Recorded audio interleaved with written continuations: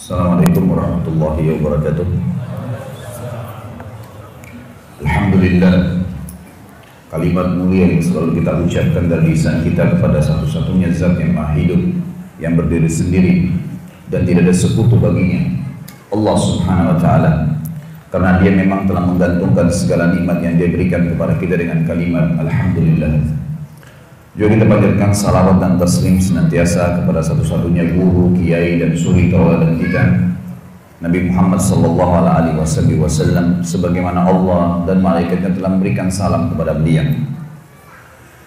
Semoga Allah berkahi saudaraku seiman. Bahasan kita malam ini, saudaraku, ini adalah rahasia rezeki. Sebelum saya mulai tema, saya ingin menyampaikan duduknya saya di kursi ini bukan berarti saya lebih pintar teman-teman sekalian, tetapi kita berbagi sebagaimana sabda Nabi SAW, ad-dinun nasihah, agama ini memang semuanya nasihat. Memang kita harus selalu mengingatkan satu sama yang lain, tapi bukan berarti orang yang diingatkan tidak tahu. Mungkin dia tidak tahu, bisa saja memang dia tahu tapi dia lalai. Maka kita memang dianjurkan untuk saling mengingatkan. Bahasan tentang masalah rezeki ini teman-teman sekalian, saya susun juga sebuah tulisan karena saya melihat banyaknya umat Islam, ruang lingkup di Indonesia saja, tempat yang kita tinggal. Allahu a'lam apakah seluruh muslimin mengalami hal yang sama. Tapi saya lihat di sekeliling saya, banyaknya umat Islam yang tidak memahami apa itu rezeki. Mereka hanya terfokus rezeki itu ke masalah duit, pakaian, makanan, rumah, kendaraan, hanya sekitar materi saja, dan banyak hal yang lain yang mereka tidak anggap rezeki. Padahal sebenarnya rezeki itu didefinisikan oleh para ulama dengan sangat luas. Segala sesuatu yang dibutuhkan oleh makhluk, dan makhluk di sini masuk di dalamnya manusia, jin, malaikat, apa saja, tumbuh-tumbuhan, hewan-hewan, dalam melalui roda kehidupan. Jadi semua itu masuk dalam masalah rezeki, baik di dunia maupun di akhirat nantinya. Jadi ruang lingkup rezeki sangat luas, dan rezeki ini yang menyiapkan dan tidak pernah habis stoknya dalam menyiapkan hanya satu, Allah subhanahu wa ta'ala. Tidak pernah ada yang bisa menyiapkan kebutuhan seluruh makhluk non-stop dan tidak pernah habis stoknya kecuali Allah subhanahu wa ta'ala. Dan memang belum pernah ada yang mengikrarkan itu. Kita pada saat haus cuma tahu minum, pada saat lapar cuma tahu makan.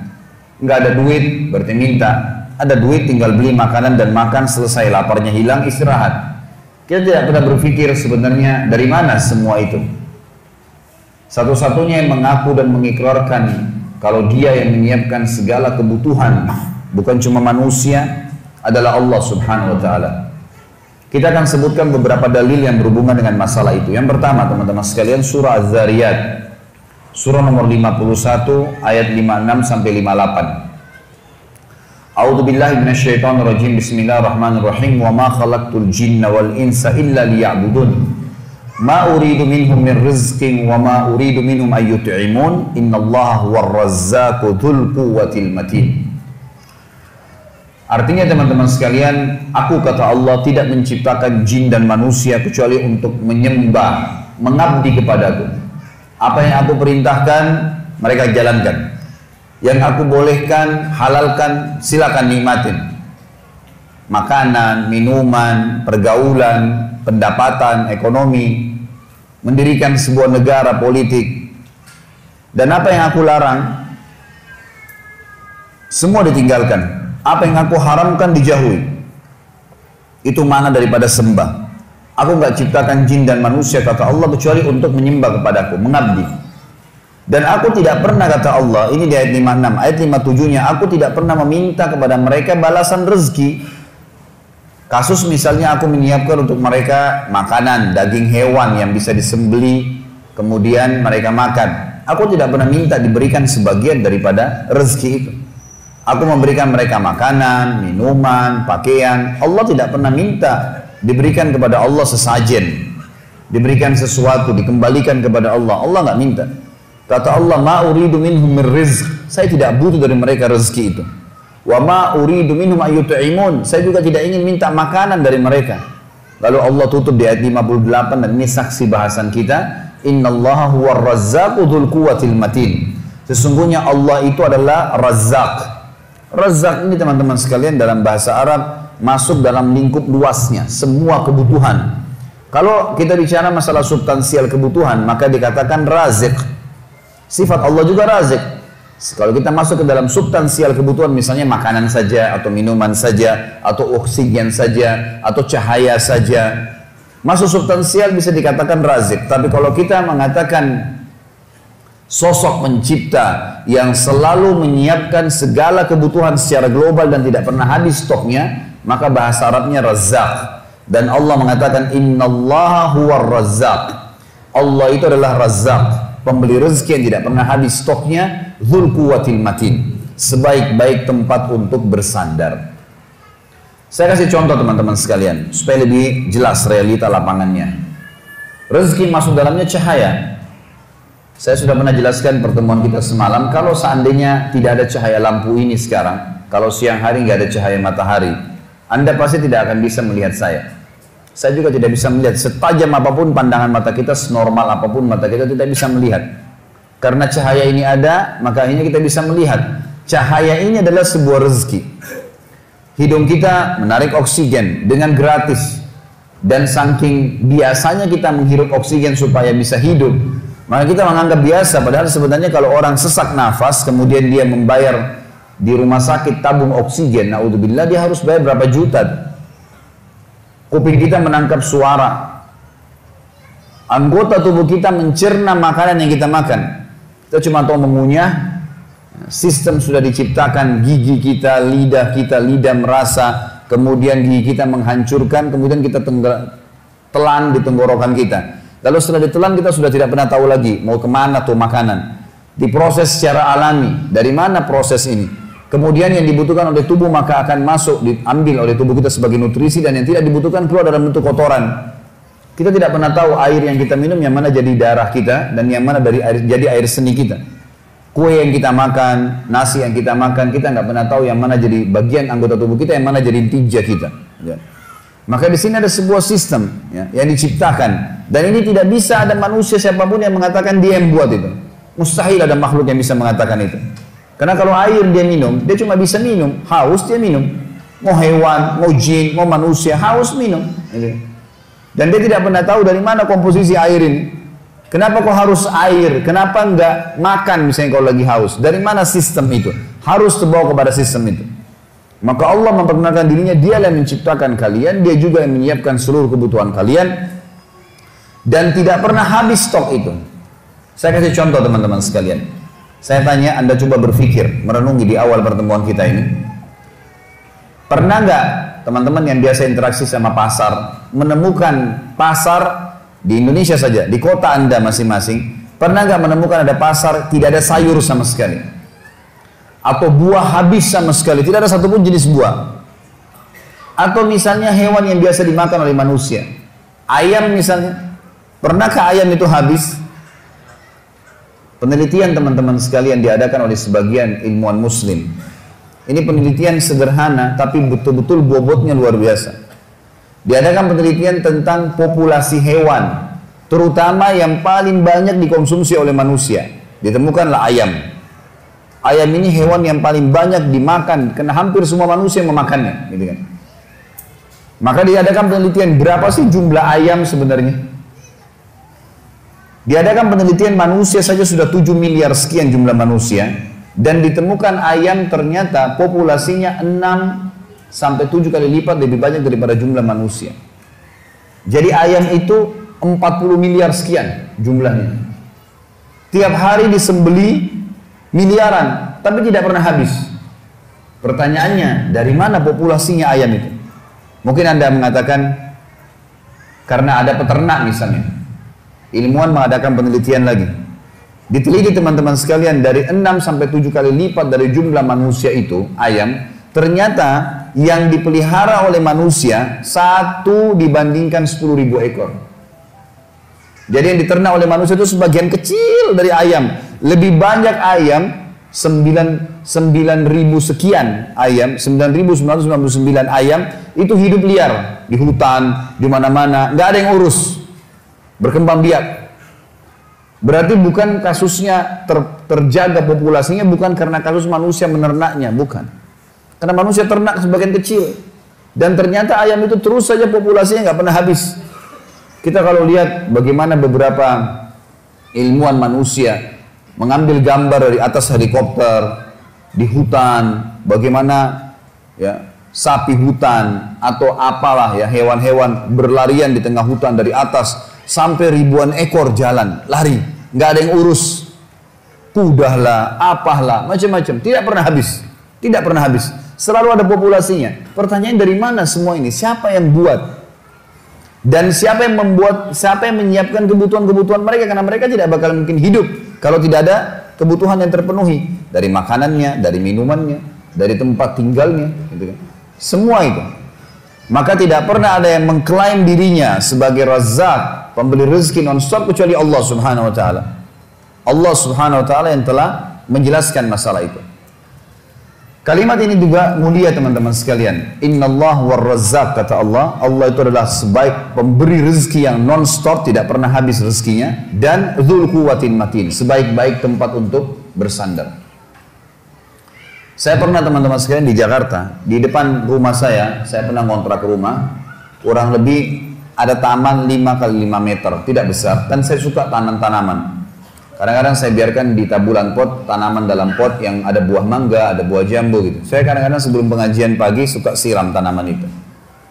Suatu hari pengalaman saya pribadi, saya biasanya pengajian jam 9, jam 10 pagi. Saya keluar dari rumah setengah jam, 40 menit sebelum ceramah. Untuk jalan. Tapi sebelumnya saya luangkan juga waktu sekitar 15-20 menit untuk siram tanaman. Karena memang saya senang, gemar dengan itu. Maka saya siram tanaman. Satu hari saya keluar teman-teman sekalian, tinggal setengah jam lagi pengajian saya. Kalau saya longkan 15 menit untuk siram tanaman saya, maka terlambat pengajiannya. Subhanallah, sambil saya narik selang, saya coba siram sambil berdoa, ya Allah ini gimana? Pengajian saya bisa terbengkalai. Sementara ini juga kalau tidak disiram nanti kering, gitu kan? Kesian, ini makhluknya Allah. Ya, dan kata Nabi SAW, fi kulli kabidin ratabatin ajr. Di setiap denyut kehidupan, semut kalau antum lihat lagi jalan, antum tidak injak, sengaja antum biarin jalan karena makhluknya Allah, ada pahalanya tuh. Pohon yang kita siram ada pahalanya. Semua yang kita rawat di muka bumi ini, niatnya karena Allah menciptakannya, maka ada pahalanya. Itu sabda Nabi SAW, saya niatkan karena itu. Sementara saya lagi menyiram, subhanallah, dan bimbang, ini berhentiin siram atau enggak ya. Istri saya kebetulan lagi jaga anak-anak, jadi nggak bisa gitu. Maka subhanallah pada saat itu, detik itu juga hanya hitungan detik teman-teman sekalian, tiba-tiba lagi panas matahari. Ada hujan, ya, biasanya kalau bahasa yang sering saya tahu dari saya kecil, kalau waktu di Makassar dikatakan hujan lari. Sering ada hujan cuma beberapa detik saja, nyiram bumi ini terus hilang gitu. Maka hujan itu datang, tiba-tiba hujan. Dan satu wilayah Condet, tempat saya tinggal di Jakarta Timur, itu basah semua. Dalam hitungan saya hitung durasi mungkin cuma 15 detik. Semua tanaman saya basah, semua satu Condet basah gitu. Saya lalu mematikan air keran dan saya mengatakan subhanallah, maha suci Allah yang kalau mau membasahkan bumi ini hitungan detik.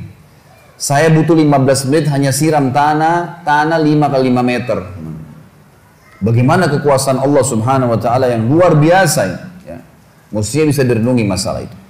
Seorang syekh, doktor di Ummul Qura, beliau pernah bercerita dalam salah satu ceramahnya. Dan beliau berkata, ada temannya di Jeddah, seorang pengusaha, lagi naik mobil sama-sama. Kemudian temannya mengatakan, akhi, saudaraku, apa saran anda? Apa doa yang saya ucapkan supaya Allah selalu menambah rezeki saya? Kata dokter ini, saya tidak mengingat pada saat itu apapun doa tertentu, tapi saya tiba-tiba teringat surah Az-Zariyat ini, ayat 56 sampai 58. Dia bilang, saudaraku, dia bilang, akhi, coba bacalah. Wa ma khalaqtul jinna wal insa illa liya'budun. Saya tidak ciptakan jin dan manusia kecuali untuk menyembah kepadaku. Ma uridu minhum min rizqin wa ma uridu minhum an yut'imun. Saya tidak pernah minta rezeki dari mereka dan saya juga tidak minta mereka memberikan makan kepada saya. Innallahu war-razzaqu dzul quwwatil matin. Sesungguhnya Allah itu zat yang maha pemberi rezeki, tidak pernah habis stoknya, dan sebaik-baik tempat bersandar. Coba kau baca dalam doamu, Ya Razzaq dzul quwwatil matin, wahai zat yang pemberi rezeki dan sebaik-baik tempat bersandar, urzukni, berikan saya rezeki. Kata dia, kemudian berpisahlah kami. Sebulan kemudian saya ditelepon sama teman saya, karena yang satu tinggal di Mekah, syekhnya, yang ini tinggal di Jeddah, lumayan 80-90 km jaraknya. Maka temannya telepon mengatakan, akhi, jazakallah khair, semoga Allah balas dengan kebaikan. Selama sebulan saya amalin tuh. Saya selalu bilang, Ya Razzaq dzul quwwatil matin urzukni, selalu saya ucapkan. Dan sekarang Allah membuat ya zat yang maha Razzaq, memberi rezeki, dzul quwwatil matin, sebaik tempat bersandar, memberikan keuntungan buat saya 1 juta rial gitu. Jadi dia mengamalkan masalah memanggil Allah, dan ini termasuk sunnah Nabi SAW. Kita kalau menggunakan Asma'ul Husna, nama-nama Allah kita ikutkan dengan doa setelahnya. Seperti misalnya, Ya Rahim irhamni, Ya Ghafur ighfirli. Kita ikutin dengan begitu, termasuk Ya Razzaq urzukni, gitu kan. Jadi kita bisa menggunakan doa-doa seperti ini. Yang kedua teman-teman sekalian, dalil disebutkan dalam surah Ar-Rum, surah nomor 30 ayat 40. Dan ini sebaik-baik bukti, panduan adalah Al-Quran. Al-Quran menceritakan kepada kita, surah Ar-Rum, surah nomor 30 ayat 40, A'udzubillahi minasyaitonir rajim. Huwa alladhi khalaqakum thumma razaqakum thumma yumitukum thumma yuhyikum. Hal min syurakaikum man yaf'alu min dzalikum min syai' subhanahu wa ta'ala amma yusyrikun. Dialah Allah satu-satunya yang telah menciptakan kalian dari tidak ada menjadi ada. Kemudian memberikan rezeki kepada kalian, memenuhi semua kebutuhan kalian. Kemudian akan mematikan kalian, akan tiba saatnya ajal datang, kalian akan mati. Kemudian membangkitkan kalian, menghidupkan kalian. Apakah ada sekutu-sekutu yang kalian sembah selain Allah? Patung kah, pohon, keramat kah, kuburan kah, setan kah, malaikat kah? Adakah sekutu-sekutu yang kalian sembah selain Allah itu? Yang kalian partnerkan sama Allah atau kalian anggap Tuhan kalian, yang bisa melakukan itu sedikit saja dari itu. Maka maha suci Allah dan maha tinggi terhadap apa yang mereka sekutukan. Di dalam ayat yang lain, surah Ghafir atau surah Mu'min, surah nomor 40 ayat 64, Allah juga mengingatkan, A'udzubillahi minasyaitonirrajim. Allahul ladzi ja'ala lakumul arda qarara. Allah lah yang telah membuatkan untuk kalian bumi ini qarar. Qarar ini teman-teman sekalian banyak maknanya. Di antaranya qarar tenang, sehingga bisa dilaluin di atasnya. Kita sekarang, kita tahu matahari berada di tempatnya, dan yang berrotasi, yang mengelilingi adalah bumi. Maka kenapa pertanyaannya bumi berjalan ya, dan kita tidak terbalik, air-air tidak tertumpah? Kok bisa nih? Bahwa bumi berputar terus gitu kan. Mestinya kita bisa rasakan itu. Tapi ternyata subhanallah kita bisa tenang, bisa jalan. Makna yang lain qarar adalah kalian bisa membangun di atas bumi itu. Kalian bisa bercocok tanam. Kalian bisa mengambil hasil tambangnya. Allah mengatakan, dialah satu-satunya yang telah menjadikan buat kalian bumi qarar. Was-samaa'a binaa'a, dan telah menjadikan langit ini bangunan buat kalian. Jadi kita sebenarnya teman-teman sekalian, di bumi ini seperti sedang berada di sebuah ruangan. Langit ini seperti atapnya masjid dan kita sedang berada di dalam sebuah ruangan. Allah mengatakan langit ini seperti bangunan, atap buat kalian. Wa sawwarakum fa ahsana suwarakum, dan dialah yang telah melukis kalian dengan sebaik-baiknya. Teman-teman coba renungin, kalau kita lagi duduk di pinggir pantai misalnya, kemudian ada satu pelukis membawa papan lukisnya. Kita duduk di sebelahnya, kebetulan laut lagi tenang, ada kapal, ada pohon kelapa, ada buahnya bergelantungan, kemudian juga ada burung mungkin berterbangan, ada matahari, ada awan sedikit, pemandangan yang indah. Lalu kemudian kita berada di sebelah seorang pelukis lalu melukis apa yang dia lihat dan apa yang kita lihat. Semua dijangkau oleh mata dia dan mata kita digambar sama dia. Dan berhasil si pelukis melukis seperti apa yang dia lihat. Kira-kira kita menilai bagus nggak gambarannya? Hah? Kok nggak ada jawaban ini? Masih hidup nggak? Kita akan bilang bagus. Bahkan kalau ada orang yang melukis gambar seperti apa yang benar-benar kelihatan alami, gitu kan? Itu harganya mahal, misalnya miliaran dijual mahal. Subhanallah, manusia terkagum-kagum dengan lukisan sampai diadakan pameran lukisan lah segala macam.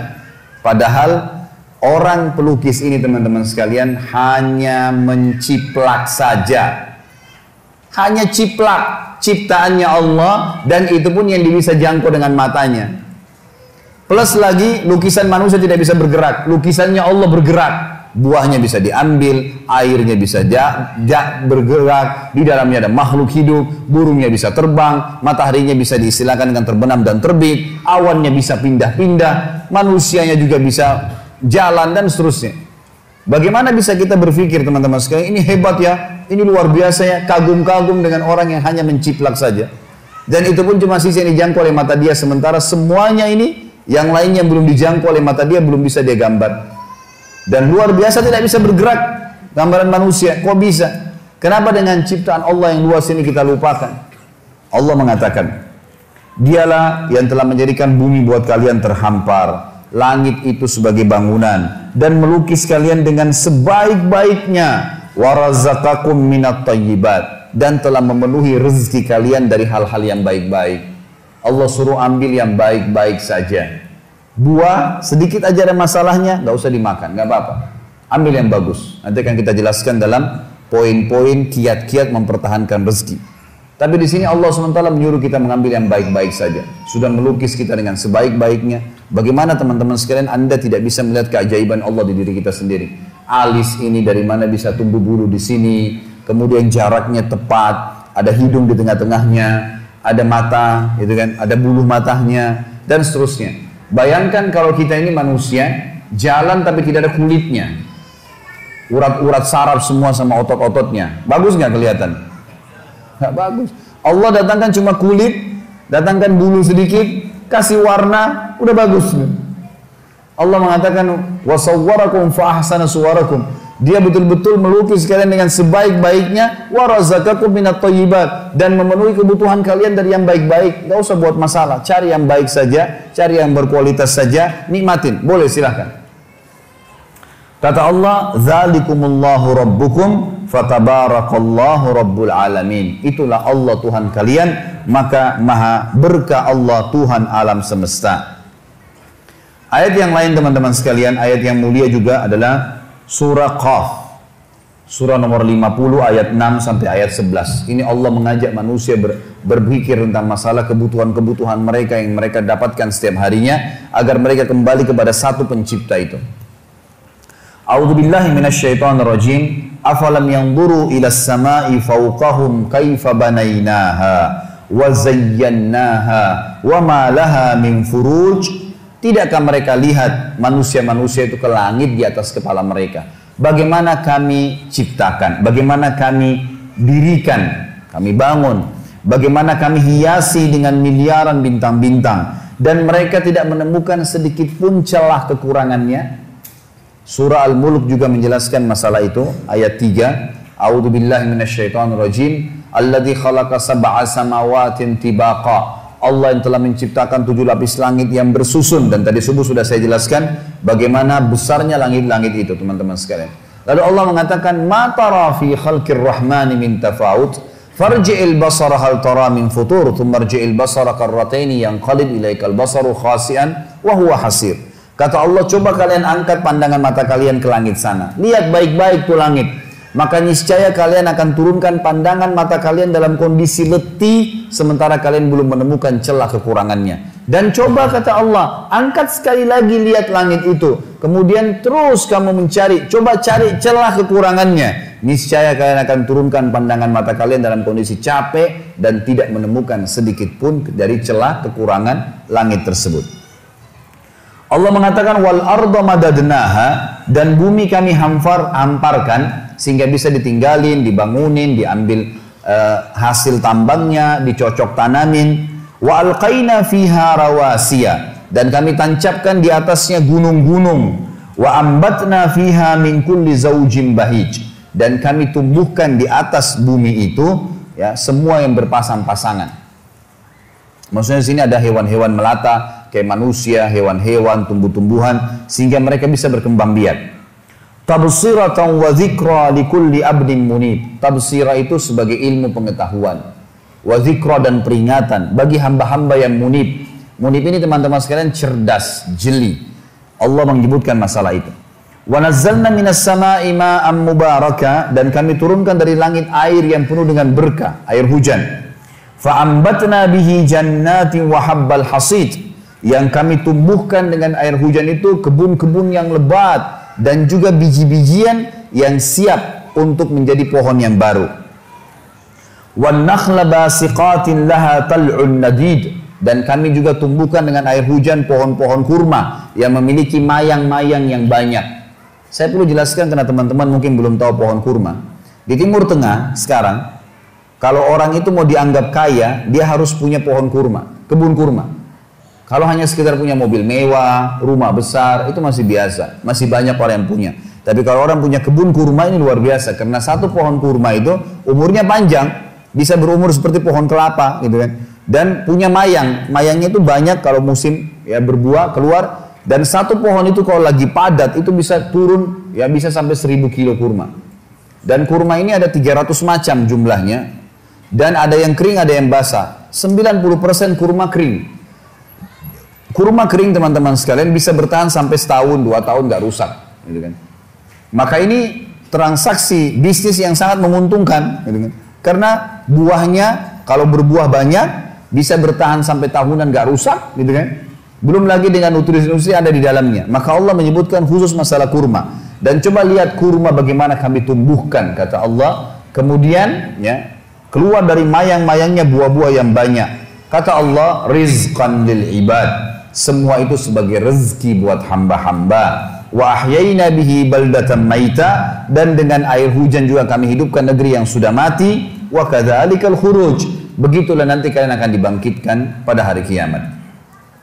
Inilah beberapa dalil-dalil teman-teman sekalian yang membuktikan kalau Allah itu pemberi rezeki, dan tidak pernah ada yang mengakui hal yang seperti ini kecuali Allah Subhanahu wa taala. Baik, sebelum saya masuk ke beberapa kiat untuk mempertahankan rezeki, kalau saya tidak salah ada 15 poin nantinya. Ada gambaran saya dulu supaya teman-teman paham apa itu rezeki atau seperti apa sih rezeki itu. Kalau gambaran saya, rezeki itu seperti sebuah pohon. Pohon ini teman-teman sekalian ada buah yang berjatuhan dan ada buah yang bergelantungan. Buah yang berjatuhan dan bergelantungan, siapa saja boleh mengambilnya. Beriman atau kafir, semua bisa dapat. Makanya jangan heran kok ada orang kafir sembah berhala atau mungkin ngaku Tuhan punya anak dan seterusnya, tapi masih hidup, punya rumah mewah, makan segala apa yang dia mau. Dah iya. Karena rezeki itu Allah siapkan untuk semua makhluk, nggak terkecuali. Kalau orang kafir tiba-tiba Allah nggak kasih rezeki, maka nggak ada orang kafir nantinya. Emang Allah SWT menciptakan ya, semua itu untuk menguji mereka, melihat mereka mau menggunakan nggak potensi-potensi dalam diri mereka untuk beriman kepada Allah Subhanahu wa taala. Buah yang berjatuhan teman-teman sekalian, semua orang berusaha tidak berusaha akan dapat itu. Seperti misal segelas air ini. Saya nggak pernah minta sama teman-teman panitia untuk disiapin, tapi disiapin buat saya. Kapan saya ambil pipetnya, kemudian saya lubangin, saya minum, maka ini jadi rezeki saya. Ini namanya rezeki mutlak.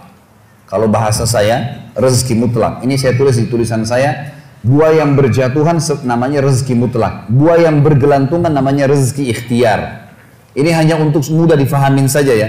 Ini konsep yang saya tulis sendiri sebenarnya untuk memahaminya. Rezeki yang berjatuhan namanya mutlak. Seseorang akan datang padanya. Kita lagi duduk, tiba-tiba tetangga antarin makanan. Lagi jalan sama teman, tiba-tiba ditraktir, gitu kan. Atau mungkin orang tua kita setengah mati banting tulang, tiba-tiba beliau meninggal, lalu kemudian kita dapat warisan. Namanya mutlak. Kalau ini teman-teman sekalian, kita mau nggak mau akan datang kepada kita. Dan ini masuk dalam makna hadis Nabi SAW yang berbunyi, tidak ada jiwa meninggal dunia kecuali akan dilengkapkan seluruh rezekinya. Ini maknanya. Karena ada hadis yang berbunyi begitu ya. Tidak ada jiwa yang meninggal dunia kecuali seluruh rezekinya akan diberikan kepadanya. Yang dimaksud adalah rezeki yang berjatuhan tadi. Juga ada hadis yang lain kata Nabi SAW, kalau seseorang lari dari rezekinya, seperti dia lari dari kematian, maka rezekinya akan mendatanginya sebagaimana mati mendatanginya. Ini namanya rezeki mutlak. Mau nggak mau datang kepada antum. Jadi kan, pasti datang.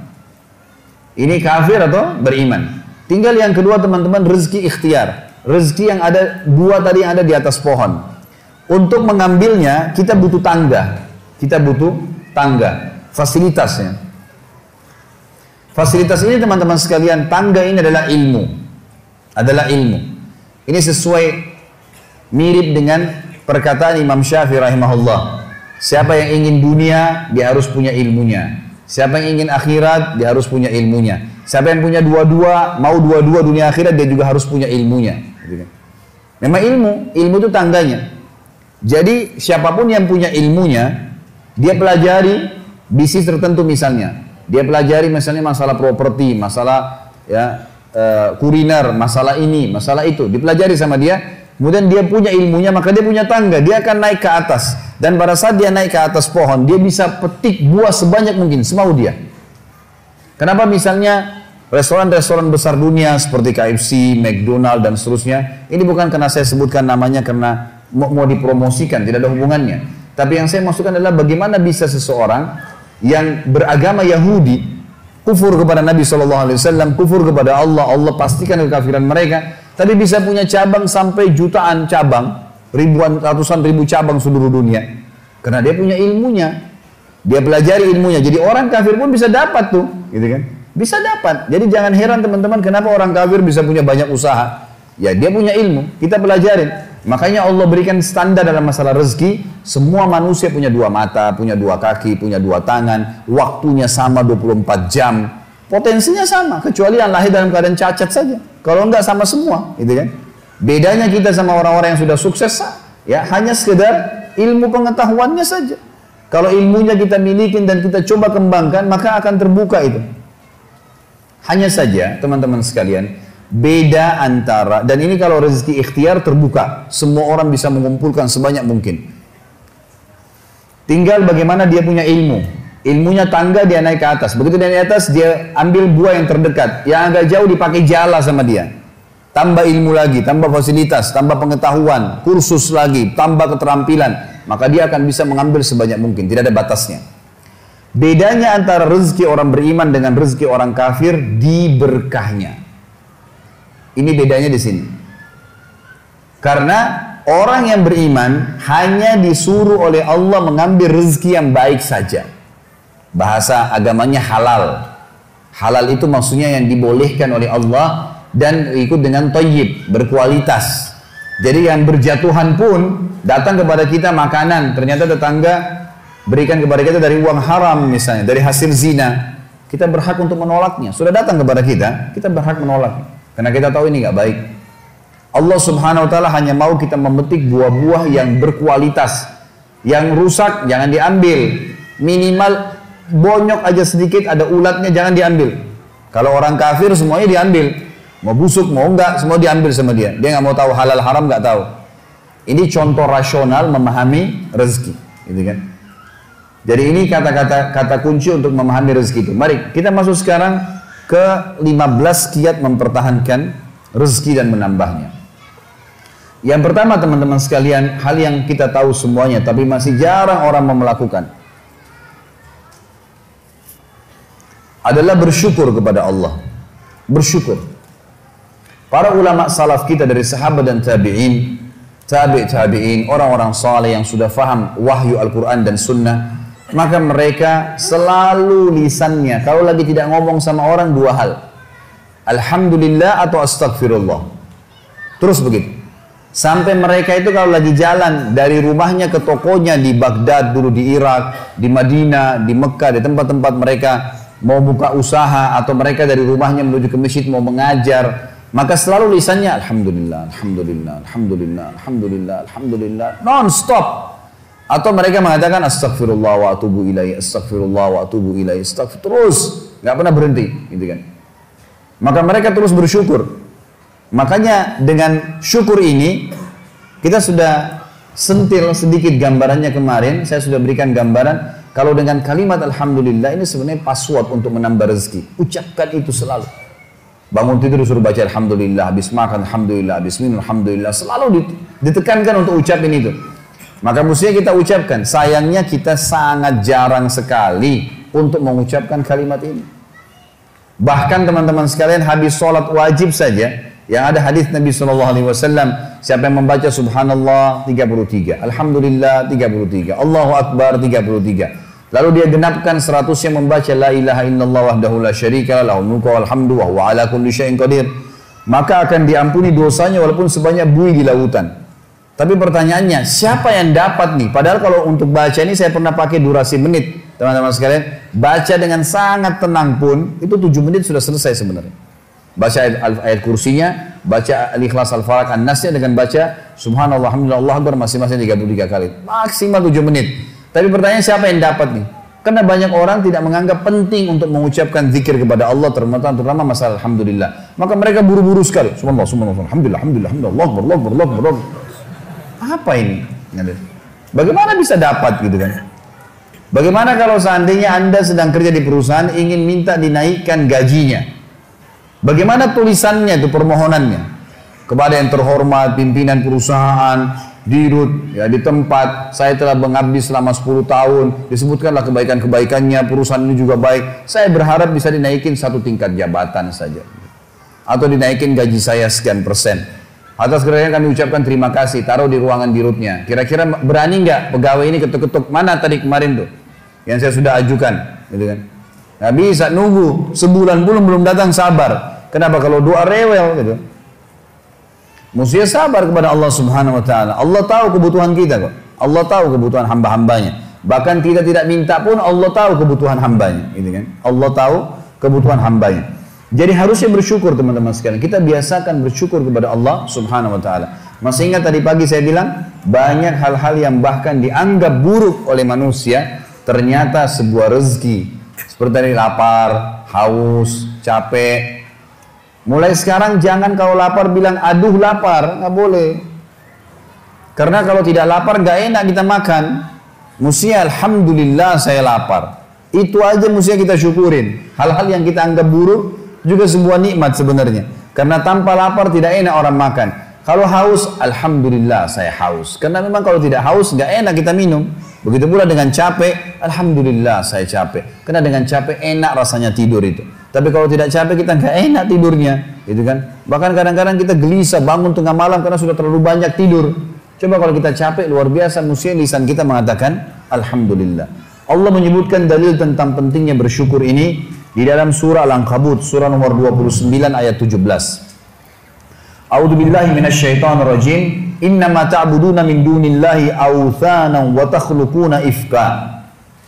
Sesungguhnya kata Allah, semua yang kalian sembah selain Allah adalah berhala-berhala. Patunglah, pohonlah, apalah, semuanya itu berhala kata Allah. Dan kalian membuatnya dengan ifka, kedustaan. Orang yang berhala, dia sendiri yang pahat matanya, dia sendiri yang buat hidungnya, dia sendiri yang buat kepalanya, topinya, apalah. Kemudian dia anggap, oh ini Tuhan. Gimana cara? Kata Allah ini ifka, ini kedustaan. Kalian dustain diri kalian sendiri kata Allah. Semua yang kalian sembah selain Allah itu berhala-berhala yang kalian karang-karang, kalian dustain diri kalian sendiri. Dan subhanallah kebanyakan orang ujung-ujungnya ini karena masalah duit saja. Banyak kita ambil ruang lingkup orang Islam saja misalnya. Ada seorang dikenal namanya Badawi di Mesir. Nanti kita tarik ke Indonesia ini contohnya. Badawi ini di Mesir sebenarnya dulunya bukan seorang alim ulama, orang biasa, tapi dikenal di masyarakat. Waktu dia meninggal, karena dia sering baik sama masyarakat, ada satu masyarakat wakafin tanah di kebunnya, ini buat kuburannya si Badawi. Berjalan waktu, ahli waris pemilik kebun menjual tanah-tanah mereka, akhirnya sampai membuat kuburan tersebut berada di pinggir jalan. Lewatlah 2 orang yang fasik. Fasik ini muslim lebih banyak dosanya, nggak memikirkan masalah, nggak takut dengan akhirat, nggak takut dengan dosa-dosanya, nggak pernah berpikir masalah neraka. Maka lewat, ban mobilnya pecah pas dekat di seberang kuburan itu, seberang jalan. Yang satu lagi perbaikin ban, yang satu ini melihat ke arah kuburan itu. Ternyata dalam hitungan 5 menit saja, itu ada 10 orang lewat, dari 10 orang ini 8 orang memberikan salam ke kuburan itu. Salam, seorang muslim berikan salam ke kuburan sunnah Nabi. Gitu. Orang fasik ini mengambil sebuah kaleng tua di dekat mobilnya, kemudian dia menyeberang, ditaruh di dekat kuburan itu, lalu dia pindah ke sebelah. Dilihat sama dia, 5 menit ke depan lagi seperti apa. Ternyata dari 10 orang yang lewat, selain memberikan salam, ada 2 orang nitipin duit. masukin ke kaleng bekas itu. Dia bilang sama temannya, sebentar ada proyek nih. Dia pergi ke toko bangunan, beli semen, beli keramik, beli pagar, dirombak tuh kuburan hari itu. Pasang celengan yang lebih bagus lagi. Dia sama temannya besok duduk di seberang jalan, lihat perkembangan.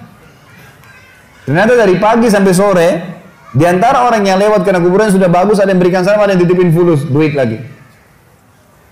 Kalengnya penuh, gitu kan? Wah, ini proyek nih. Beli tanah di sekitarnya, bebasin tanah itu, bangunin masjid.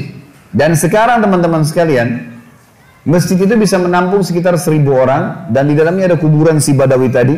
Setiap hari orang berbuat kemusyrikan, minta-minta sama kuburan tersebut, berharap bisa diberikan keselamatan lah, kalau menikah bisa berkah lah, minta sama kuburannya si syekh ini, dan diistilahkan dengan Syekh Badawi. Ini bukan syekh, bukan seorang alim dulu. Sedangkan orang alim aja nggak boleh, apalagi bukan orang alim. Sampai Imam Nawawi rahimahullah. Ini teman-teman, maaf, di Indonesia yang masih banyak melakukan hal-hal seperti ini. Imam Nawawi ini salah satu tokoh mazhab Syafi'iyah. Beliau mengatakan, saya heran pada orang-orang yang minta-minta pada kuburan walaupun itu adalah orang alim. Sementara di dalam kuburan adalah manusia seperti dia sama yang sudah jadi tulang belulang. Nabi Muhammad SAW saja kita masih kirimin salawat untuk beliau. Apa itu salawat? Tambahan rahmat dari Allah SWT. Nabi yang sudah diampuni dosanya. Para sahabat, orang soleh kita masih mengatakan radhiyallahu anhum, kita doain. Bagaimana kita tidak mendoakan orang-orang lain? Sesoleh apapun mereka kita harus doain. Itu sunnah Nabi SAW gitu kan. Subhanallah, saya pernah mendatangi sebuah kota di Indonesia ini. Ada satu masjid tua sekali. Saya sholat di situ dan ini bekas peninggalan kerajaan. Begitu saya keluar dari masjid itu, ada satu ruangan rupanya di sebelah kiri masjid. Kecil sekali, mungkin cuma bisa nampung 5-6 orang di dalam, dan ada orang duduk di atas tembok dekat pintunya. Lalu kemudian ditutup pintu tersebut, dia sambil nunggu. Saya lewat terus saya tanya teman saya, ini tempat apa ini? Dia bilang ini dalamnya kuburan. Terus untuk apa orang itu duduk di atas pintu? Dia bilang itu penjaga pintunya. Terus apa yang dilakukan? Dibukain pintu sama dia, sebentar, nanti antum lihat ada 5 orang yang keluar, di dalam sudah minta-minta kepada kuburan tersebut, nanti gantian lagi 5 orang lagi masuk antri. Begitu terus, gitu kan. Dan akhirnya penjaga kuburan diberikan duit oleh dia. Subhanallah, saya bilang subhanallah, maha suci Allah. Di mana mereka dari sabda Nabi SAW kepada Abdullah bin Abbas, wahai anak kecil, kalau kau minta tolong hanya minta tolong kepada Allah. Di mana mereka dari perkataan Imam Nawawi tadi, kalau mestinya mereka mengirimkan doa untuk orang mati, bukan malah mereka minta-minta kepada mereka. Ada ajaran agama kita jelas, tapi seperti itulah. Subhanallah. Dan ujung-ujungnya di belakangnya ternyata pengumpulan dana lagi, gitu kan. Ini banyak orang yang tidak sadar dan membiarkan manusia terjerumus hanya karena ingin mendapatkan rezeki yang dasarnya sebenarnya sudah ada sumbernya, tadi sudah saya jelaskan. Kata Allah Subhanahu wa taala, teman-teman sekalian, innama ta'buduna min dunillahi awthanan wa takhluquna ifka. Semua yang kalian seru selain Allah, maka itu awthan, berhala-berhala, dan kalian membuatnya itu ifka dengan kedustaan. Innal ladzina ta'buduna min dunillah, semua yang kalian sembah selain Allah, kalian seru minta tolong apapun sama mereka, la yamlikuna lakum rizqa, mereka tidak memiliki rezeki untuk kalian. Fabtagu indallahi rizq, hanya mintalah kepada Allah satu-satunya rezeki itu. Wa'buduhu, dan patuhlah padanya. Yang dia perintahkan kerjakan, yang dia larang tinggalkan, yang halal nikmatin, yang haram tinggalkan. Washkuru lahu, ini saksi bahasan kita. Dan syukuri, alhamdulillah, alhamdulillah. Ilaihi turja'un, kalian akan dikembalikan kepadanya nanti. Dalil yang kedua masalah syukur. Ini pilar pertama untuk menambah rezeki itu, teman-teman sekalian, bersyukur. Surah Saba, surah nomor 34 ayat 15. Allah Subhanahu wa taala berfirman, a'udzubillahi minasyaitonirrajim, laqad kana li sab'in fi maskanihim ayah. Saba ini, teman-teman sekalian, surah Saba, surah nomor 34, nama lainnya negeri Yaman. Zaman dulu, di zaman Ibrahim alaihissalam, Saba itu namanya negeri Yaman, gitu kan. Dulu subur sekali negeri Yaman itu. Dan Allah Subhanahu wa taala menceritakan tentang keadaan mereka dalam surah Saba ayat 15 ini. Sesungguhnya di negeri Saba di zaman dulu itu, di kehidupan mereka ada tanda-tanda kebesaran Allah. Jannatani ayyamini wa shimal. Di sisi timur dan baratnya itu ada kebun-kebun yang lebat. Dijelaskan dalam sebuah riwayat Nabi SAW bahwasanya dulu di negeri Saba ini ada Saddul Ma'rib namanya, ada bendungan Ma'rib. Bendungan Ma'rib ini teman-teman sekalian dibuat dengan ilmu yang Allah berikan kepada mereka dan mereka beriman kepada Allah, maka membuat akhirnya di musim panas pun mereka tetap punya sayur-sayuran. Semua di barat negeri Sabah sayur-sayuran, di semua di bagian timurnya adalah buah-buahan, dan sampai mereka menjadi pemasok terbesar di dunia pada saat itu. Maka Allah mengatakan, kulu min rizki rabbikum washkurulah. Kata kuncinya, makanlah, nikmatilah itu semua, tapi syukuri, bersyukur kepada Allah. Kata Allah, kalau kalian bersyukur, baldatun tayyibah, negeri kalian pasti akan jadi baik, wa rabbun ghafur, dan kalian akan menemukan Tuhan kalian adalah zat yang maha pengampun. Sebelum kita masuk ke poin selanjutnya, yang kedua masalah kiat mempertahankan rezeki dan menambahnya, saya ingin mengingatkan diri saya dan teman-teman sekalian statement yang menarik dari Ibnu Qayyim rahimahullah. Ibnu Qayyim pernah mengatakan, saya selalu senang dan tenang. Saya selalu senang dan tenang melalui kehidupan dunia ini karena dua hal. Yang pertama adalah saya selalu senang dan tenang karena saya tahu ajal saya sudah ditentukan oleh Tuhan saya. Maka tidak akan pernah bertambah sesaat dan tidak akan berkurang sesaat. Artinya kalau saya akan meninggal 60 tahun ya 60 tahun. Mau sehat, mau sakit, ya, mau kaya, mau miskin, sudah saatnya mati akan mati. Maka saya tidak perlu repot dengan itu. Saya tinggal mengisi hidup saya dengan kebaikan-kebaikan, tinggalkan keburukan, udah sampai ajal datang. Saya selalu senang dan tenang karena ajal saya sudah ditentukan oleh Tuhan saya, tidak akan bertambah saat dan tidak akan berkurang saat. Lalu yang kedua, ini saksi bahasan kita. Dia mengatakan saya selalu senang dan tenang karena rezeki saya tidak akan diambil oleh orang lain. Teman-teman sekalian, garis bawahi satu hal. Tidak ada dalam Islam namanya rezeki kita diambil oleh orang lain. Pernah waktu saya tabligh akbar di Surabaya dan membahas masalah materi kita tadi subuh, kenalilah Tuhanmu kau akan bahagia. Ada seorang pengusaha muda datang kepada saya dan berkata, Ustaz, saya bersama dengan beberapa teman-teman saya coba untuk melobi masuk ke dalam satu proyek. Dan diantara teman-teman saya bukan memuji diri, tapi saya orang yang paling baik ibadahnya diantara mereka. Artinya mereka masih sholat pun ya kalau disuruh, kalau saya masih menjaga sholat. Tapi anehnya Ustaz, pada saat proyek tersebut sudah didapatkan, teman-teman saya semua dapat kecuali saya nggak dapat. Gimana cara memahami ini? Sementara saya tahu benar bagaimana ibadah mereka yang kurang kepada Allah Subhanahu wa Ta'ala. Lalu saya jawab, itu belum rezeki Anda. Itu aja jawabannya. Itu belum rezeki Anda. Kalau rezeki Anda pasti akan datang. Nggak akan kemana-mana itu kalau sudah rezekinya. Apalagi yang berhubungan dengan rezeki mutlak tadi yang saya jelaskan. Saya pernah teman-teman sekalian beli makanan. Saya sangat senang dengan makanan itu. Di Jawa Timur, di Surabaya tempat ada madu mongso, jadi manis, enak gitu. Saya sering beli kecil, ketan ya. Saya beli sekitar 50 biji kena kecil-kecil. Sering saya bawa dari Surabaya ke Jakarta. Saya sempat beli, kemudian saya sambil nunggu pesawat akan take off 1 jam lagi Surabaya ke Jakarta, saya taruh di lounge, lagi duduk sambil nunggu waktu, saya buka laptop sambil saya ngetik-ngetik ceramah. Karena asyiknya ngikutin ceramah, saya lagi edit, saya lagi perbaikin, terus dipanggil. Setelah itu 45 menit dipanggil, 45 menit kemudian dipanggil, suruh naik pesawat.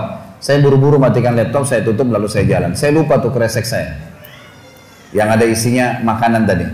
Saya ingatnya nanti setelah tiba di Bandara Jakarta. Perasaan tadi selain laptop ada yang saya pegang yang lain nih gitu. Mana nih kreseknya? Oh, makanan saya ketinggalan. Tapi karena saya sudah tahu teorinya, ternyata memang madu mongso itu bukan rezeki saya. Rezekinya orang yang di situ. Gitu. Pernah nggak teman-teman beli makanan kalau yang sudah punya anak kecil di rumah, beli makanan taruh di kulkas niatnya mau makan besok. Besok kita buka sudah dimakan. Gitu. Nah, sering ya? Itu karena bukan rezeki Anda memang. Memang rezekinya dia. Gitu. Akan sampai kepada dia. Kalau yang sifatnya mutlak pasti sampai ke dia. Bagaimanapun caranya akan sampai ke dia. Jadi kita harus pahamin berhubungan dengan rezeki masalah ini. Jadi yakinlah tidak ada rezeki diambil oleh orang lain.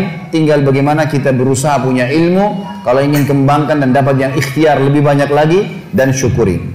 Yang kedua teman-teman kiat untuk menambah rezeki adalah infak, sedekah. Harus kita ubah nih satu kaidah kapitalis yang mengatakan menabung pangkal kaya. Maaf teman-teman yang suka nabung nih. Bukan saya larang nabung, bukan. Tapi dalam Islam bukan menabung pangkal kaya, tapi sedekah pangkal kaya. Nggak bisa ketemu antara nabung dengan sedekah, nggak bisa ketemu nih. Susah ketemunya. Karena sedekah disuruh keluarin, ini nabung disuruh simpan, gitu kan? Nggak bakal ketemu. Dalam Islam makin sering kita keluarkan di jalan Allah, makin terbuka tuh rezekinya. Ya, ini dalilnya banyak. Di antaranya hadis Bukhari, hadis Qudsi, di mana Allah Subhanahu wa taala berfirman, kata Nabi SAW, Allah berfirman, "Ya bna Adam, anfik alaik." Wahai anak Adam, berinfak dulu di jalanku, aku baru berinfak padamu. Sedekahin dulu, baru aku kasih kamu. Jadi ini kata kuncinya, makin sering keluarkan, maka makin bagus. Makin bagus yang kita kasih, ya, makin sempurna balasan dari Allah. Coba renungi perkataan Urwah bin Zubair rahimahullah, seorang ulama tabi'in yang masyhur. Urwah bin Zubair ini ayahnya namanya Zubair bin Awam. Salah satu sahabat dari 10 orang yang jamin masuk surga. Anaknya namanya Urwah, ulama besar, gitu kan, dari tabi'in. Urwah mengatakan, janganlah seseorang di antara kalian memberikan untuk Allah, keluarkan di jalan Allah sedekah, sesuatu yang dia malu kalau dia berikan kepada pemimpin satu kaum. Begini maksudnya. Saya ingin tanya teman-teman, coba renungin dan jujur jawabnya ya. Kalau seandainya Anda tiba-tiba diundang oleh, saya nggak tahu nih, di Bali ini apa? Wali kota ya? Diundang oleh wali kota. Baik, bapak ini atau ibu ini diundang ke wali kota, ditelepon khusus, datang ya ke kantor saya besok, dan tolong beliin saya buah.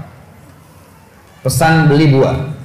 Kira-kira teman-teman sekalian, pada saat wali kota pesan buah dari Anda ini, beli buahnya di mana? Di pasar kaki 5 kan? Emperan jalan? Masuk supermarket. Cari buah yang biasa-biasa saja tuh, buah yang paling bagus. Kalau ada sedikit rusak, kulitnya tercoret, atau mungkin terkelupas, dimasukin nggak? Setelah kita beli buah-buah yang paling bagus, yang paling mahal, ditaruh di kresek atau cari alat tempat yang lain. Cari keranjang, pakai plastik, pakai kartu nama, luar biasa. Kenapa? Karena wali kota yang pesan. Coba teman-teman sekalian, kalau ibu Anda yang pesan, bapak yang pesan, nah beliin ayah, beliin ibu jeruk ya, buah. Beli di mana kira-kira? Di kaki 5. Kemudian penjualnya bilang, ini ada rusak sedikit, nggak apa-apa, masukin aja. Pakai kresek tua ini bekas ikan, udah nggak apa-apa. Ini yang Urwah rahimahullah berkata, janganlah seseorang di antara kalian ya memberikan untuk Allah di jalan Allah. Orang tua kita tuh kalau bakti luar biasa pahalanya kan gitu. Yang kalian malu kalau kalian berikan kepada pemimpin satu kaum. Mestinya ibu ayah kita tuh dibuatin kayak tadi tuh, malah lebih hebat daripada itu. Pilihin buah yang paling bagus, dikemas yang paling bagus dan seterusnya. Mestinya begitu. Tapi seperti itulah manusia, karena tidak paham teman-teman sekalian. Sesuatu yang dikeluarkan di jalan Allah akan mendatangkan respon rezeki yang banyak. Ini satu hal yang harus digarisbawahi, dan akan saya bacakan banyak sekali dalil berhubungan dengan masalah itu, di mana Allah Subhanahu wa taala menyuruh kita keluarkan. Ingat, makin baik kita berikan, makin baik juga respon dari Allah Subhanahu wa taala. Coba teman-teman muhasabah nih. Kalau celengan masjid lagi lewat dan Anda punya 1000 baru 1000 tua, yang mana ditaruh? Kenapa 1000 tua yang ditaruh? Karena belum tahu nih, kalau saya berikan di jalan Allah, ini akan datang responnya. 1000 baru yang kita beli air mineral di luar sana, ini pemahaman yang salah. Ini yang kita mau lurusin malam ini. Mestinya teman-teman sekalian cari uang yang baru dikasih ke jalan Allah, yang tua dipakai belanja. Mestinya begitu. Karena makin baik kita berikan, maka makin baik responnya. Gitu kan? Makanya kata para ulama, siapa yang memberikan sesuatu yang baik pada Allah, di jalan Allah, Allah akan balas dia dengan kebaikan. Saya akan angkat sebuah kisah teman-teman sekalian. Kisah seorang ulama tabi'in bernama Rabi' ibn Haytham rahimahullah. Rabi' ibn Haytham ini ulama yang sangat terkenal dengan kesolehannya, luar biasa kesolehannya orang ini. Jadi dia di akhir hidupnya, Rabi' ibn Haytham ini muridnya Abdullah bin Umar, muridnya Abu Musa al-Asy'ari, sahabat-sahabat yang mulia. Ini murid langsungnya, ulama tabi'in yang terkenal, Rabi' ibn Haytham. Rabi bin Haytham di akhir hidupnya sempat stroke setengah badan. Datanglah 2 orang muridnya bertamu ke rumahnya, dan ini termasuk adab yang baik. Kalau teman-teman mendapatkan seorang alim ulama dan memang dia bersedia bisa didatangin, kunjungin, minta nasihat atau ketemu minta nasihat atau hadir di pengajiannya lah. Mereka datang mengatakan, begitu masuk kebetulan stroke setengah badan, bagian kiri tubuhnya stroke ini. Ada 4 kejadian di rumahnya pada saat itu. Yang pertama, pada saat muridnya masuk, muridnya berkata, wahai imam, imam ini kiai, ustadz, wahai imam, apa rahasianya, kenapa anda ini bisa mengontrol lisan anda? Tidak seperti ulama-ulama yang lain, masih kadang-kadang ngobrol-ngobrol kosong. Anda ini betul-betul, Rabi bin Haytham terkenal kalau ngomong, nasihat, tanya kabar orang, gitu kan, Quran atau zikir, nggak ada yang lain. Ini itu saja 4 tuh dari lisannya, nggak ada yang lain, luar biasa. Kalau bukan nasihat orang, tanya kabarnya orang lain, gitu kan, apa kebutuhan mereka, kemudian berzikir atau baca Quran. Ini masuk dalamnya zikir adalah doa. Maka dikatakan apa sih, muridnya bilang apa rahasianya anda melakukan seperti ini. Dan ini saya sempat angkat di khutbah Jumat kita kemarin, potongan kisah ini. Maka Rabi bin Haytham mengatakan, wahai murid-muridku, apakah kalian sampai sekarang masih ragu ada Tuhan namanya Allah? Dan kalian masih ragu di pundak kanan dan kiri kalian Allah telah letakkan malaikat yang akan mencatat amal baik dan amal buruk kalian, dan pasti demi Allah akan dibacakan dan dihisapkan untuk kalian di sana di akhirat nanti. Artinya saya bisa mengontrol lisan saya karena saya tahu Tuhan saya selalu melihat, dan ada malaikat yang mengawasi, tidak pernah tidur nih 24 jam terus mengawasi, baik dicatat buruk dicatat. Lalu kemudian muridnya mengatakan, baiklah kalau gitu, dapat ilmu. Kejadian pada saat itu teman-teman sekalian yang lain adalah, yang kedua, baru mau ngobrol sama murid-muridnya, tiba-tiba anaknya Rabi bin Haytham keluar dari dapur, masuk ke ruang tamu pamit. Anak laki-lakinya lalu berkata, wahai ayahku, semoga Allah senantiasa menjaga anda. Ibu saya membuatkan untuk anda makanan namanya halwa pada zaman itu. Halwa ini Bapak Ibu sekalian makanan yang mahal. Bahannya susah, bahannya mahal, buatnya susah, lama diadon berjam-jam baru jadi. Dan ini dimakan oleh pejabat-pejabat gitu. Rabi bin Haytham rahimahullah ini punya ciri khas. Mereka tidak pernah rewel. Di rumahnya dihidangkan makan apa sama istrinya, dimakan sama dia. Baik sekali orangnya. Udahlah, dunia dilaluin sama dia begitu saja. Maka anaknya datang dan mengatakan, wahai ayahku, ibuku membuatkan untuk anda halwa. Makanan yang mahal bahannya dan juga susah buatnya. Tapi anaknya bilang, ibu saya buat halwa buat anda. Ibu saya berharap anda memakannya. Anda memakannya. Gitu. Lalu kata Rabi bin Haytham, baiklah, keluarkan aja. Dikeluarkanlah makanan tersebut. Lalu halwa ini dipotong-potong karena kue yang bagus dan cukup besar, di nampan besar dipotong-potong. Baru saja Rabi bin Haytham mau memegang dengan tangan kanannya, karena sebelah kirinya sakit. Diambil sebelah kanan. Kemudian dia kasih isyarat murid-muridnya untuk ambil juga. Baru mereka mau pegang, tiba-tiba pintu rumahnya ada yang ketuk. Diketuk. Dia kasih isyarat anaknya, suruh buka pintu itu. Dibuka pintu itu. Anaknya pergi sana. Waktu dibuka teman-teman sekalian, ini ternyata yang ketuk pintu bukan orang biasa, orang yang luar biasa, orang gila, gitu kan. Jadi bukan orang yang meminta-minta biasa, orang yang luar biasa, orang yang selalu anggap ini udah deh, nggak usah dilayanin, nggak usah diajak ngomong, nggak usah diperhatikan, gitu kan. Orang gila ini ketuk pintu dengan pakaiannya yang lusuh, tidak pakai alas kaki, rambutnya berantakan, kasih isyarat minta makan. Rabi bin Haytham rahimahullah tunjuk anaknya, suruh datang, angkat nih halwa, kasih orang gila itu.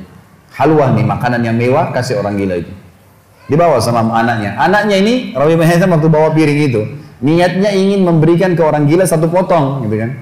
Begitu tiba depan pintu, orang gila lihat makanan enak, walaupun gila tahu juga nih makanan enak, gitu kan. Diambil sama dia piringnya.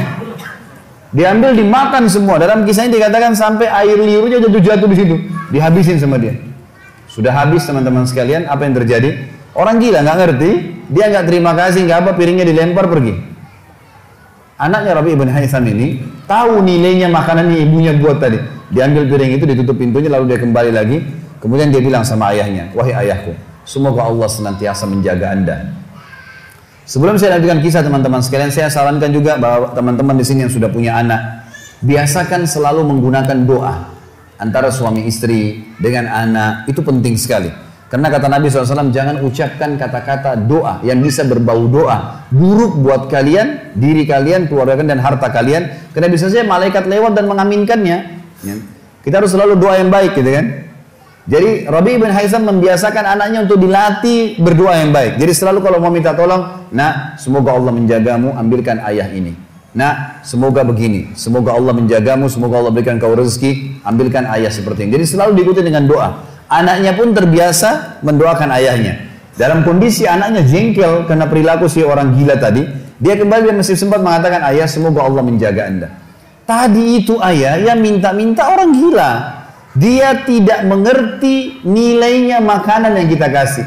Kalau tadi anda suruh saya ke dapur, ngambil apa saja, roti lah, apalah, dia makan juga. Kenapa harus halwa yang ibu saya setengah mati buat, biayanya mahal, buatnya lama, gitu kan? Jadi anaknya butuh jawaban nih. Perhatikan apa jawabannya orang beriman kepada Allah dan tahu benar kata kunci bertambahnya rezeki justru dengan sedekah itu. Kata dia apa? Ya waladi, illam yadri, fallahu yadri. Baru dia baca ayat lan tanalu birra hatta tunfiqu mimma tuhibbun. Wahai anakku, kalau orang gila itu tidak tahu nilainya makanan yang kita kasih, nggak penting buat saya. Karena Allah tahu nilainya. Bukan dianya, tapi Allah tahu nilainya. Dan ingatlah firman Allah, kalian tidak akan mendapatkan, gitu kan? Kalian tidak akan mendapatkan balasan sempurna daripada sedekah kalian sampai kalian menginfakkan apa yang paling kalian cintai. Saya suka halwa itu, tapi disuruh kasih. Teman-teman sekalian, pelajaran luar biasa dari kisah ini. Pernah nggak kita berpikir berikan makan orang gila? Kadang-kadang subhanallah kita lihat orang gila ambil di sampah, kita biarin, nggak mau dilihat. Kalau kita nggak kasih makanan dia, siapa yang akan kasih makan? Dan Allah tetap menilai kita dan sesuai dengan niatnya. Innamal a'malu binniyat. Termasuk saya pernah jelaskan ke jamaah saya di pengajian. Kalau ada orang datang ke masjid kita ini sekarang bawa proposal teman-teman sekalian. Nih proposal, saya mau bangun masjid. Butuh bantuan 1 miliar. Kita nyumbang semua. Terkumpul 1 miliar. Sebulan kemudian kita tahu orang itu dusta. Rugi ke kita? Tidak rugi sama sekali. Kita akan dapatkan pahala bangun masjid walaupun masjidnya belum dibangun. Karena innamal a'malu binniyat, gitu kan? Allah akan kasih begitu. Siapa yang niat mengerjakan satu perbuatan, niat dalam hatinya, belum dikerjakan dapat 1 pahala. Dikerjakan diberikan pahala 10 kali lipat sampai 700 kali lipat kata Nabi SAW. Jadi jelas sekali, gitu kan? Bagaimana Rabi bin Haitham mengajarkan kepada kita bersedekah teman-teman sampai pada orang gila pun dikasih. Karena Allah akan menilai kebaikan itu. Bagaimana bisa kita tidak lakukan? Maka selesai kisah yang kedua. Kisah yang ketiga adalah muridnya mengatakan, wahai imam, apa nasihat anda? Apa nasihat anda untuk kami dalam masalah ibadah? Tentu yang jadi saksi bahasan tadi orang gila dikasih makan itu ya. Maka dia mengatakan waktu ditanya oleh muridnya apa nasihatnya dalam ibadah? Ibadah kami apa nasihatnya? Sholat, puasa, apa nasihat anda? Maka beliau mengatakan alaikum bil asrar. Rahasiakan amal soleh kalian. Jangan ceritakan sama siapapun. Kerjakan tapi jangan ceritakan. Udah. Allah sudah utuskan ada malaikat yang catat semua kebaikan. Tidak dibayar, tidak pernah tidur. Lengkap semua data-datanya hari kiamat. Semua dicatat. Rahasiakan amal soleh kalian. Jangan ceritakan sama siapapun. Jangan buka sama siapapun. Baik. Lalu kejadian terakhir di rumahnya adalah teman-teman sekalian. Waktu itu terdengar azan duhur. Stroke setengah badan. Lalu Rabi bin Haitham ini saya sekalian berikan motivasi kepada teman-teman yang masih malas sholat di masjid. Rumah Allah harus didatangi teman-teman sekalian. Fadilahnya sangat besar. Kata Nabi SAW, setiap orang ke masjid, setiap langkahnya mengangkat derajatnya 1 langkah, yang 1 langkah mengampuni dosanya. Setiap ke masjid dapat 1 istana di surga, dan pulang dari masjid 1 istana lagi. Hadis sahih semua menjelaskan masalah ini. Gitu kan? Belum fadilah sholat berjamaahnya, belum terbangun ukhuwah, belum dan seterusnya. Belum lagi hadis Nabi SAW, siapa yang tidak kehilangan takbiratul ihram pertama imam selama 40 hari, dia akan akan diselamatkan dari sifat kemunafikan. Banyak fadilahnya. Rabi bin Haitham rahimahullah stroke setengah badan teman-teman sekalian. Lalu dia dengar azan duhur, dia kasih isyarat anaknya sudah tahu, suruh datang. Anaknya lalu menopang tubuhnya dia yang sebelah kanan. Minta diantar ke masjid. Stroke setengah badan dan sudah sangat tua. Lalu muridnya bilang, saya lalu kemudian membantu menopang tubuhnya yang stroke. Dan demi Allah untuk kami membawanya ke masjid, kakinya yang stroke terseret di tanah. Lalu saya bisikin di tengah jalan, imam, hai kiai, hai guru, anda kan punya rukhsah, punya keringanan, sholat aja di rumah. Stroke, tua, susah, gitu kan. Lebih baik sholat di rumah. Apa kata dia? Orang beriman tidak mengenal stroke kah, sakit keras kah, ibadah kepada Allah nggak terganggu nih. Kata dia, wahai muridku, aku mendengarkan dengan kupingku ini azan, hayya 'alas shalah, hayya 'alal falah, ayo salat, ayo mendapatkan kemenangan dari Allah. hanya melalui lisan muadzin saja. Karena semua muadzin sama mengucapkan, mau orang Afrika, mau orang Arab, mau orang Melayu, azannya sama. Hayya 'alas shalah, hayya 'alal falah. Allah memanggil saya mengatakan, ayo sholat, pencipta langit dan bumi, ayo mendapatkan kemenangan, lalu saya sholat di rumah saya, demi Allah saya akan datangi masjid walaupun saya merangkak.